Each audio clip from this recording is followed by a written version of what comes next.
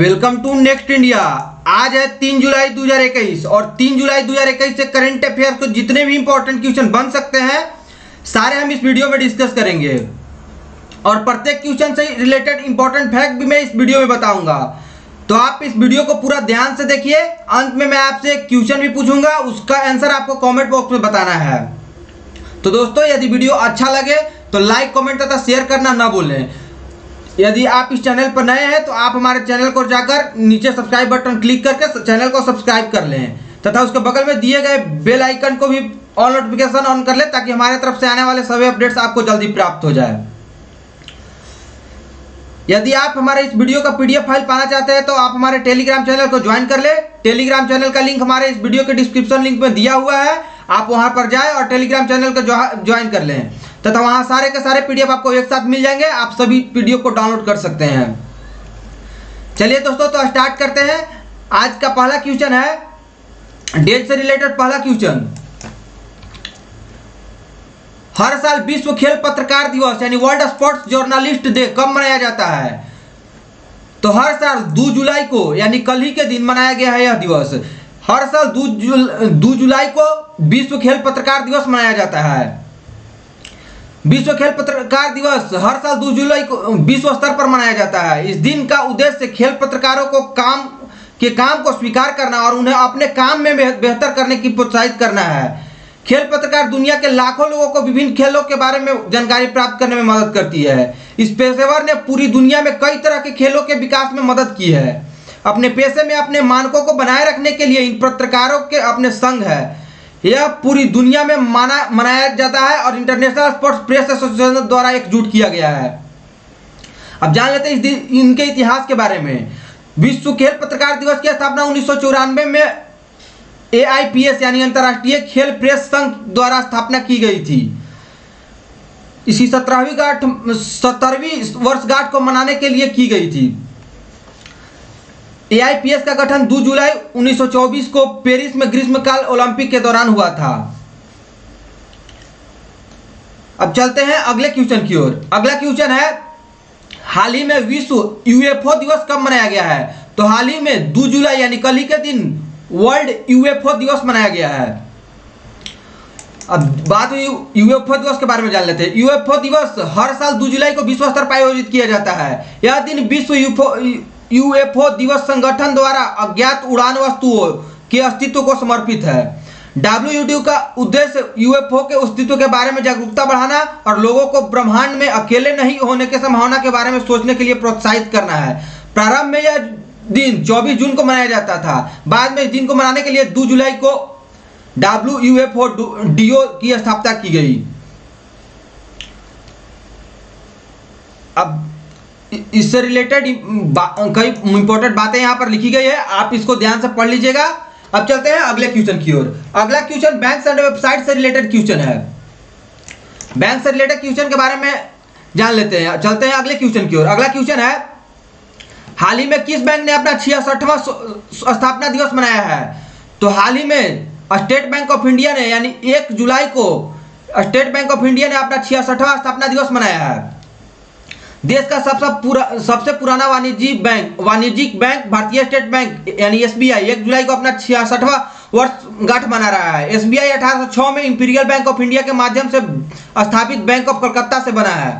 Bank of Madras को अन्य 2 presidency bank of Calcutta और बैंक ऑफ बॉम्बे का विलय कर इंपीरियल बैंक ऑफ इंडिया बनाया गया, जो बाद में 1955 में इस दिन भारतीय स्टेट बन गया था,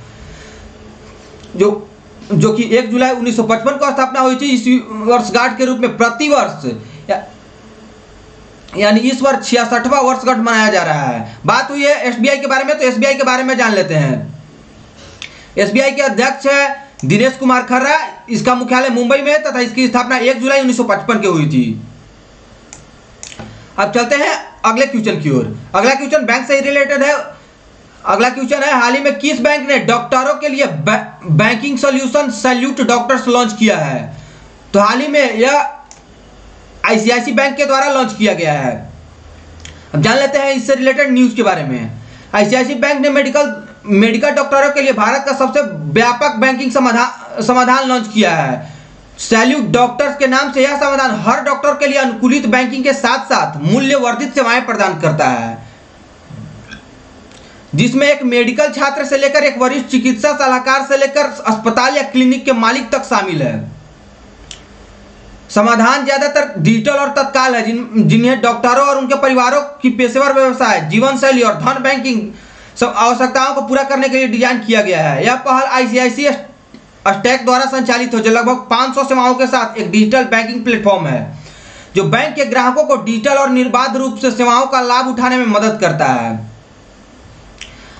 अब बात हुई आईसीआईसी बैंक के बारे में, तो जान लेते हैं आईसीआईसी बैंक के बारे में। आईसीआईसी बैंक की हेडक्वार्टर है बड़ोदरा में तथा इसके founder industrial credit and investment corporation of India है। इसको फाउंड किया गया था जून 1994 में तथा इसके वर्तमान सीईओ हैं संदीप बख्शी जी।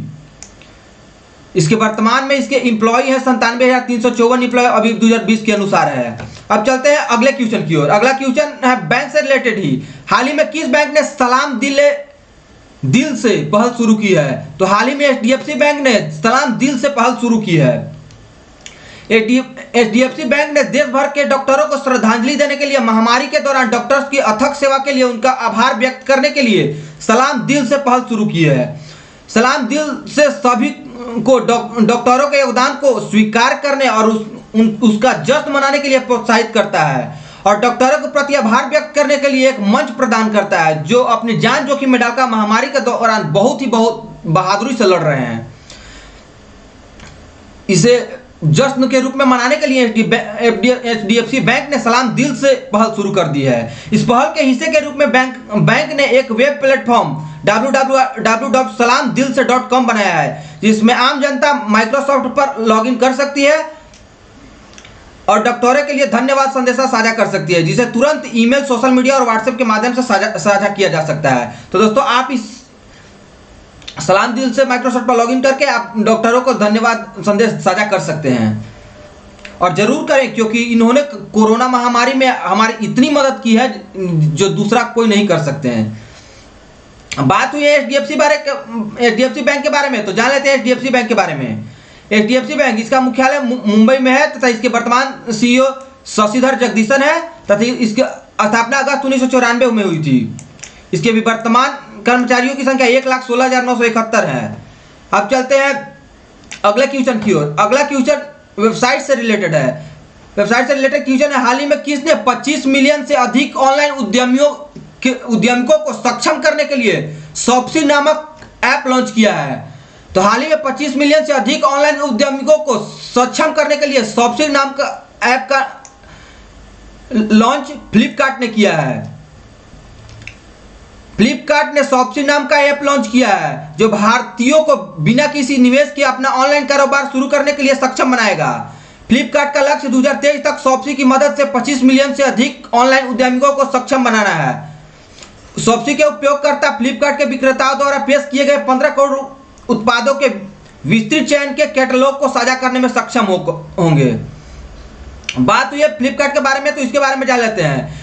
फ्लिपकार्ट के मुख्यालय बेंगलुरु कर्नाटका में है तथा इसके वर्तमान सीईओ कल्याण कृष्ण मूर्ति है तथा इसके पेरेंट ऑर्गेनाइजेशन है वॉलमार्ट।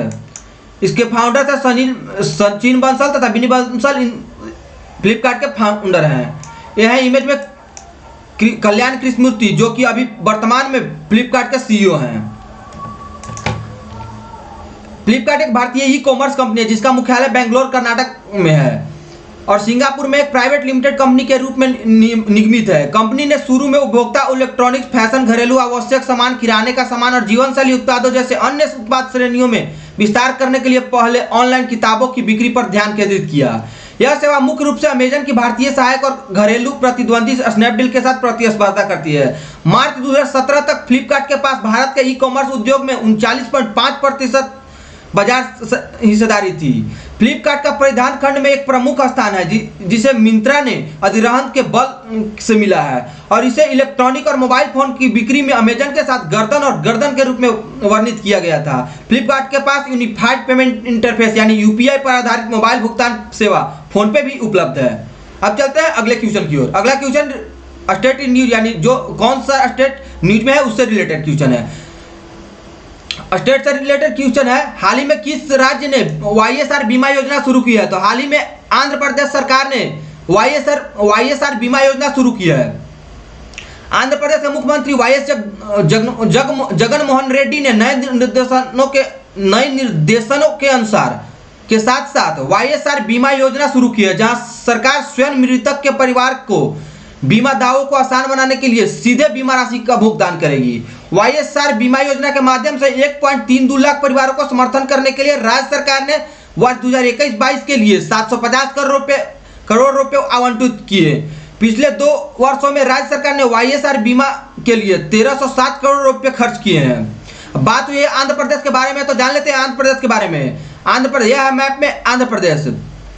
आंध्र प्रदेश की राजधानी अमरावती है तथा यहाँ का गवर्नर है बिश्वभूषण हरिचंदन। यहाँ का सीएम है वाईएस जगन मोहन रेड्डी, जो वाईएसआर बीमा योजना की शुरुआत की है। यहाँ पर 25 लोकसभा सीटें, 11 राज्यसभा सीटें तथा विधानसभा सीटों की संख्या 175 है तथा यहाँ पर विधान परिषद भी है जिसकी संख्या 58 है। यहाँ का मुख्य नेशनल पार्क है Papikonda national park, Rajiv Gandhi national park, Shri Venkateswara national park. ऐसे नेशनल पार्क बहुत ही फेमस है यहाँ का नेशनल पार्क। अब चलते हैं अगले क्वेश्चन की ओर। अगला क्वेश्चन है, हाल ही में किस राज्य के शोधकर्ताओं ने ब्लैक बेलिड कोरल सांपों की प्रजातियां खोजी है? तो हाल ही में उत्तराखंड के शोधकर्ताओं ने इस प्रकार के सांपों की खोज की है।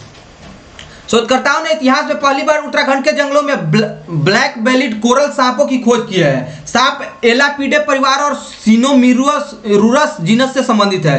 इसका वैज्ञानिक नाम एस निग्रीवेंटर और यह मसूरी वन प्रभाग में बेनोगा वन्यजीव अभयारण्य के भद्रराज ब्लॉक में पाया गया था। वर्तमान में दुनिया में कोरल सांपों की 107 प्रजातियां हैं। भारत में केवल 7 कोरल सांप प्रजातियां पाई जाती है। यह है इमेज में जो यह कोरल सांप पाया गया है, इमेज में यह विस्तार रूप से इमेज, आप इसे ध्यान से देखिए। यह है कोरल सांप ब्लैक। अब चलते हैं, बात हुई उत्तराखंड के बारे में, तो उत्तराखंड के बारे में जान लेते हैं। इमेज में उत्तराखंड की राजधानी देहरादून है। यहाँ का गवर्नर है बेबी रानी मौर्य। यहाँ का मुख्यमंत्री है तीरथ सिंह रावत। यहाँ पर 5 लोकसभा सीटें हैं, 3 राज्यसभा सीटें हैं तथा 17 विधानसभा सीटों की संख्या है। यहाँ का फेमस नेशनल पार्क है कॉर्बेट नेशनल पार्क। और यहाँ पर कई नेशनल पार्क है, जो कि Gangotri national park, Govind national park, Nanda Devi national park, Rajaji national park. अब चलते हैं अगले क्वेश्चन की ओर। अगला क्वेश्चन है, हाल ही में किस राज्य को 6 महीने के लिए शांत क्षेत्र घोषित कर दिया गया है? तो हाल ही में नागालैंड सरकार द्वारा नागालैंड राज्य को 6 महीने के लिए शांत क्षेत्र घोषित कर दिया गया है। यह है लेटेस्ट न्यूज, जिसमें बताया गया है कि नागालैंड को हाल ही में 6 महीनों के लिए अशांत क्षेत्र घोषित कर दिया गया है।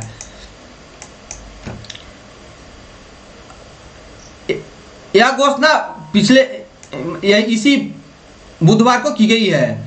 बात हुई है नागालैंड के बारे में, तो जान लेते हैं नागालैंड के बारे में। यह मैप में छोटा सा राज्य नागालैंड की राजधानी कोहिमा है। यहाँ का गवर्नर RN रवि है तथा यहाँ का CM नेइफू राय है।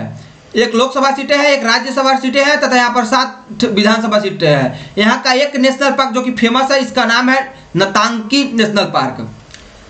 अब चलते हैं अगले क्वेश्चन की ओर। अगला क्वेश्चन नेशनल से यानी राष्ट्र से रिलेटेड क्वेश्चन है। राष्ट्र से रिलेटेड पहला क्वेश्चन है, हाल ही में प्रधानमंत्री नरेंद्र मोदी द्वारा लॉन्च किया गया डिजिटल इंडिया पहल का कई वर्षगांठ मनाया गया है? तो डिजिटल इंडिया का 6ठी वर्षगांठ मनाया गया है हाल ही में।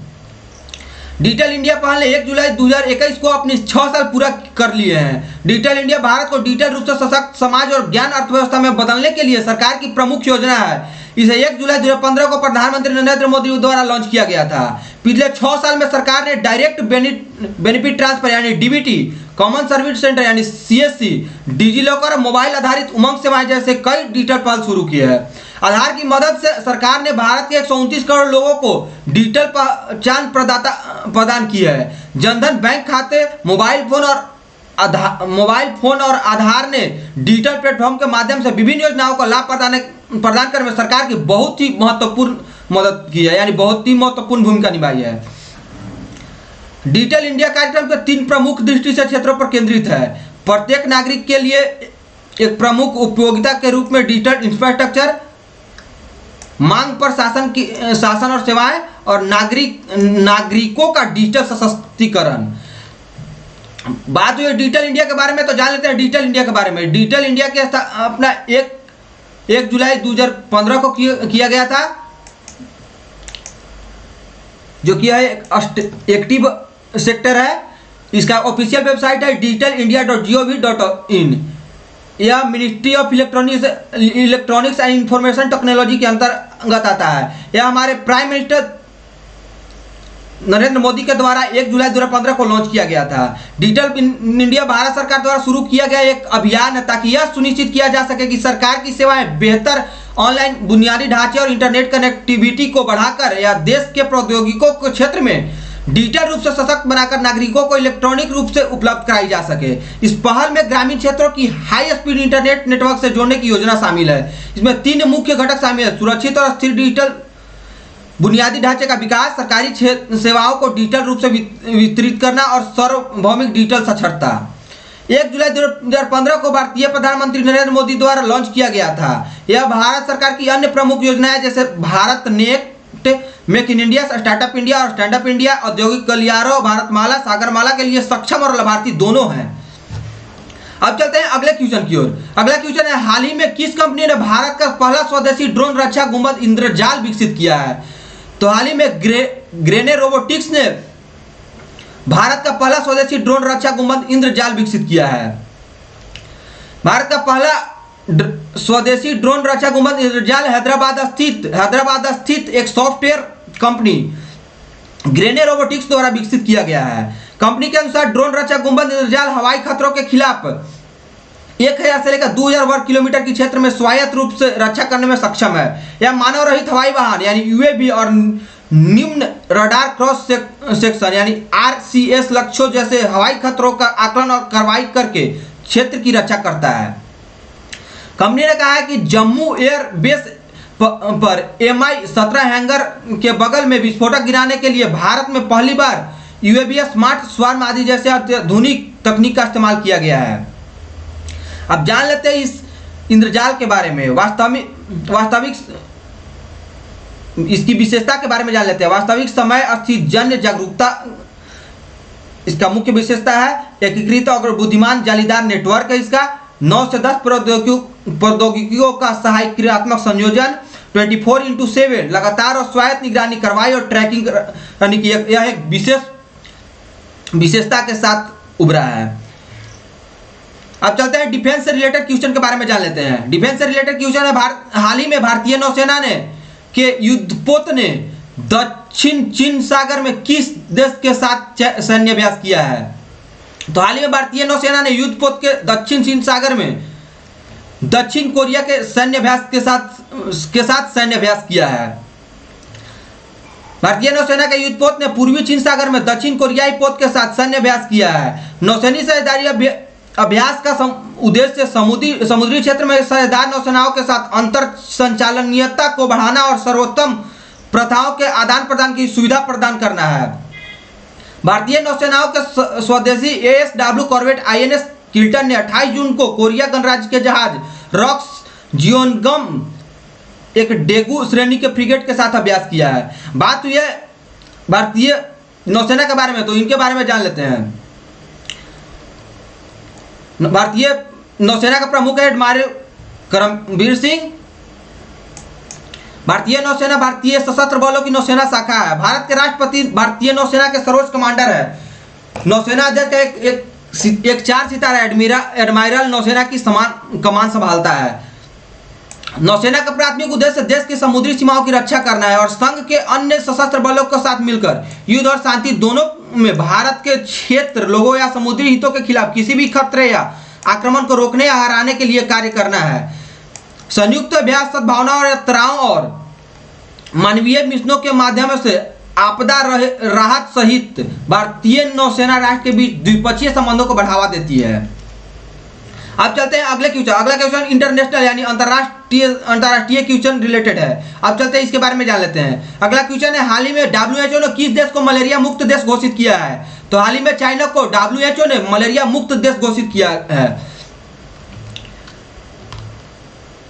चाइना में पिछले 4 वर्षों से एक भी मलेरिया रिपोर्ट नहीं आया, जिसके वजह से WHO ने चाइना को मलेरिया फ्री कंट्री घोषित कर दिया है। बात हुई है WHO के बारे में, तो WHO के बारे में जान लेते हैं। WHO का हेडक्वार्टर जेनेवा स्विट्जरलैंड में है तथा इसकी स्थापना 7 अप्रैल 1948 को हुई थी। इसके फाउंडर था United State, United Kingdom, Brazil, Canada, तुर्की और कई देश इसके फाउंडर थे। इसका पेरेंट ऑर्गेनाइजर है यूनाइटेड नेशंस। विश्व स्वास्थ्य संगठन यानी WHO संयुक्त राष्ट्र की एक विशेष एजेंसी है जो अंतर्राष्ट्रीय सार्वजनिक स्वास्थ्य के लिए जिम्मेदार है। WHO का संविधान जो एजेंसी की शासी संरचना और सिद्धांतों को स्थापित करता है, इसका मुख्य उद्देश्य सभी लोगों द्वारा स्वास्थ्य के उच्चतम संभव स्तर की प्राप्ति के रूप में बताता है। इसका मुख्यालय जिनेवा स्विट्जरलैंड में है। इससे हमने पीछे भी चर्चा कर लिया है, जिसमें 6 अर्ध स्वतंत्र क्षेत्रीय कार्यालय और दुनिया भर में 150 क्षेत्रीय कार्यालय है। यह आमतौर पर मई में सालाना मिलता है, मतलब इसका एक सालाना माह मिलता है जो कि मई में मिलता है। चलिए अब चलते हैं चाइना के बारे में जान लेते हैं। बात हुई है चाइना के बारे में, तो चाइना के बारे में जान, यह ईस्ट एशिया में स्थित एक देश है जिसकी राजधानी बीजिंग है। यहाँ की करेंसी रेनमिन है। यह है वर्ल्ड मैप में इंडिविजुअल चाइना, आप इसे ध्यान से पढ़ लीजिएगा। इसकी राजधानी बीजिंग है। यह है वर्ल्ड मैप में चाइना जो कि भारत के ऊपर में स्थित है। अब चलते हैं अगले क्वेश्चन की ओर। अगला क्वेश्चन, हाल ही में विश्व बैंक ने कोरोना वायरस वैक्सीन फंडिंग को 12 मिलियन से कितना बढ़ा दिया है? तो विश्व बैंक ने कोरोना वायरस वैक्सीन फंडिंग को $12 बिलियन से बढ़ाकर $20 बिलियन कर दिया है, यानी इसका आंसर ऑप्शन ए है। विश्व बैंक ने विकासशील देशों के लिए कोविड-19 टीकों के लिए 8 बिलियन के अतिरिक्त वित्त पोषण की घोषणा की है। इसके साथ कोविड-19 वैक्सीन के लिए उपलब्ध कुल वित्त पोषण 20 बिलियन तक पहुंच जाता है। इससे पहले विश्व बैंक ने इसके लिए $12 बिलियन की घोषणा की थी। इस फंडिंग का इस्तेमाल अगले 18 महीनों में 2022 के अंत तक किया जाएगा। अब बात हुई है वर्ल्ड बैंक के बारे में, तो जान लेते हैं वर्ल्ड बैंक के बारे में। वर्ल्ड बैंक के हेडक्वार्टर वाशिंगटन डीसी यूएसए में है। इसका प्रेसिडेंट डेविड मालपास है। इसका parent organisation world bank group है तथा इसकी स्थापना जुलाई 1944 में यूएसए में की गई थी। इसके फाउंडर थे जॉन मैनार्ड केनी, हैरी डेक्स्टर व्हाइट। अब विश्व बैंक एक अंतर्राष्ट्रीय वित्तीय संस्थान है जो पूंजी परियोजनाओं को आगे बढ़ाने के उद्देश्य से निम्न और मध्यम आय वाले देश की सरकारों को ऋण और अनुदान प्रदान करता है। इसमें 2 संस्थान शामिल है, पुनर्निर्माण और विकास के लिए अंतर्राष्ट्रीय बैंक IBRD और अंतर्राष्ट्रीय विकास संघ यानी IDA। विश्व बैंक समूह का एक घटक है, यानी वर्ल्ड बैंक ग्रुप का यह एक टाइप है। विश्व बैंक का सबसे हाल ही में घोषित लक्ष्य गरीबी को कम करना है, मतलब इसका मेन लक्ष्य है गरीबी को कम करना। चलिए दोस्तों, आज का अंतिम क्वेश्चन स्पोर्ट्स से रिलेटेड है। आज का अंतिम क्वेश्चन है, हाल ही में किस भारतीय पूर्व फुटबॉलर का निधन हो गया है? तो हाल ही में शायद कल ही के दिन एम प्रसन्न की हाल ही में निधन हो गया है। यह एक भारतीय पूर्व फुटबॉलर थे। यह है एम प्रसन्न, पूर्व भारतीय फुटबॉलर एम प्रसन्न का निधन हो गया। 1970 के दशक में एक प्रतिभाशाली मिडफील्डर थे। उन्होंने इंदर सिंह और दोराई स्वामी नटराज जैसे भारतीय फुटबॉल के दिग्गजों के साथ ड्रेसिंग रूप से साझा किया था। वह संतोष ट्रॉफी राष्ट्रीय फुटबॉल चैंपियनशिप में केरल, महाराष्ट्र और गोवा में खेले थे। अब चलिए दोस्तों, चलते हैं कल के वीडियो का अंतिम क्वेश्चन की ओर। कल का वीडियो का अंतिम क्वेश्चन था, किस राज्य सरकार ने टोक्यो ओलंपिक में स्वर्ण पदक विजेता के लिए नकद पुरस्कार के रूप में 3 करोड़ रुपए देने की घोषणा की है? तो यह घोषणा तमिलनाडु के द्वारा की गई है। तमिलनाडु के सरकार यानी वहां का सीएम MK स्टालिन द्वारा यह घोषणा की गई है। अब चलते हैं आज के लिए आपके लिए क्वेश्चन है, हाल ही में किसे UAE का गोल्डन वीजा मिला है? तो इसका जवाब आप इसका जवाब कमेंट बॉक्स में जरूर दें तथा प्रत्येक महीने से बनने वाले सभी दिवसों का एक बार आप कमेंट बॉक्स में जरूर लिखें ताकि आपको प्रत्येक महीने का दिवस आपको एक कंठस्थ लाइन में याद रहे। चलिए दोस्तों, यह है हमारा नेक्स्ट इंडिया नाम का यूट्यूब चैनल। आप इसे अभी तक सब्सक्राइब नहीं किए तो आप इसे सब्सक्राइब कर ले तथा बगल में दिए गए बेल आइकन को प्रेस कर ले ताकि हमारे तरफ से आने वाले सभी अपडेट्स आपको जल्दी प्राप्त हो जाए। हमारे यहाँ इस चैनल पर प्रतिदिन सुबह में करंट अफेयर्स अपडेट किया जाता है जो कि जिसमें 15 क्वेश्चन रहता है तथा एक क्वेश्चन आपके लिए अलग से पूछा जाता है, तथा एक क्वेश्चन अंतिम दिन का क्वेश्चन होता है जिसका जवाब दिया जाता है, तथा आपके लिए क्वेश्चन पूछा जाता है जिसका जवाब आपको कमेंट बॉक्स में देना होता है, तथा प्रत्येक 15 क्वेश्चन को पूर्ण रूप से एनालिसिस किया जाता है। चलिए दोस्तों, आप हमें फॉलो कर सकते हैं फेसबुक पर, इंस्टाग्राम, ट्विटर, टेलीग्राम, सभी जगह। टेलीग्राम को चैनल को जरूर ज्वाइन कर ले ताकि सभी वीडियो का पीडीएफ वहां पर अवेलेबल रहता है। आप हमारे चैनल पर जाकर हमारे प्लेलिस्ट भी देख सकते हैं। आप हमारे प्लेलिस्ट में जैसे कि GK, GS, current affair, static GK, सब सभी का स्टैटिक जीके धीरे धीरे बनते जा रहा है। आप उस सभी वीडियो को देखते जाइए। चलिए तो दोस्तों, फिलहाल के लिए आप सभी का बहुत बहुत धन्यवाद। मिलते हैं आप अगले वीडियो में। तब तक अपना ख्याल रखें, मुस्कुराते रहे, पढ़ते रहे, बड़ों का सम्मान करें, छोटों को प्यार दें, अपना व्यक्तित्व इस प्रकार से विकसित करें ताकि लोग, खास करके महिलाएं, आपके साथ सुरक्षित महसूस करें। Thank you.